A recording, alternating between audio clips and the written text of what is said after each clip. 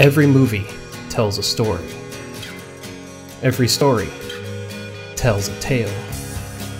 Come with us as the people behind the Cinemadness podcast talk candidly about the stories that connect them to their favorite movies.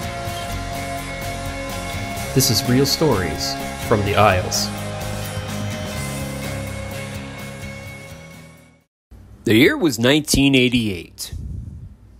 And here I am a spry 6-year-old, and I'm riding a bike 3 miles with my friend Wolfgang to see the movie Big. Now, the movie Big, as you may recall, was a comedy with Tom Hanks. It was a lot of fun. It was about a boy who finds a mystical or a wizardly game that turns him into an adult because he wanted to be big. And so Tom Hanks' character acts like a child in all aspects because he is a child who has been transformed into an adult. So here I am, I'm on my bike, and I am directed by my mother to, at every major stop where there was a payphone, to call my mom to check in with her. She gave me, I believe, about $5 or maybe $4. It was enough for a movie ticket and popcorn, and Wolfgang's mom did the same. Wolfgang, just for the record, was about 2 years my elder, so he was 8 years old. So an 8 and 6-year-old are traveling a couple miles away to see a movie in a movie theater. I believe it was on a Friday or Saturday night. So we made it to the movie. We saw the movie. We laughed. It was a lot of fun. We rode our bikes back. And same rules applied. After the movie was over, called my mom from the payphones, made certain that she knew exactly where I was. Of course, again, this was before the age of cell phones. So I remember just not feeling empowered or anything to that accordance. I didn't feel special. I just felt like I was going on a bike ride to see a film.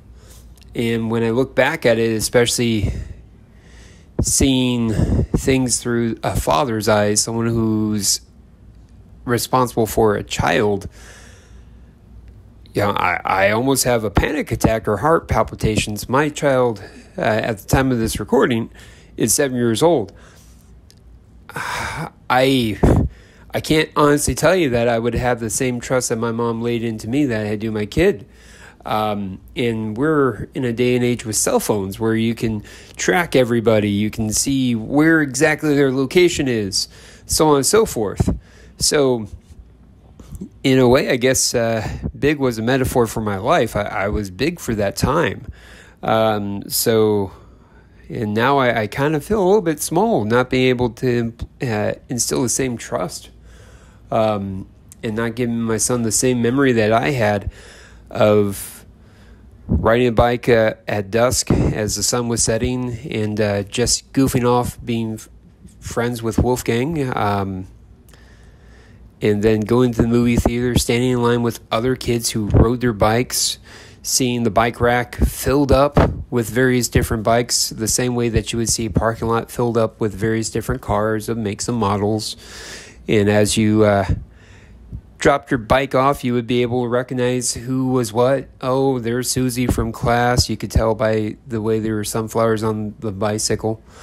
The way the ticket booth receptionist, or whatever you want to call it, would gleefully hand you a ticket and play with you in terms of being jovial and telling jokes.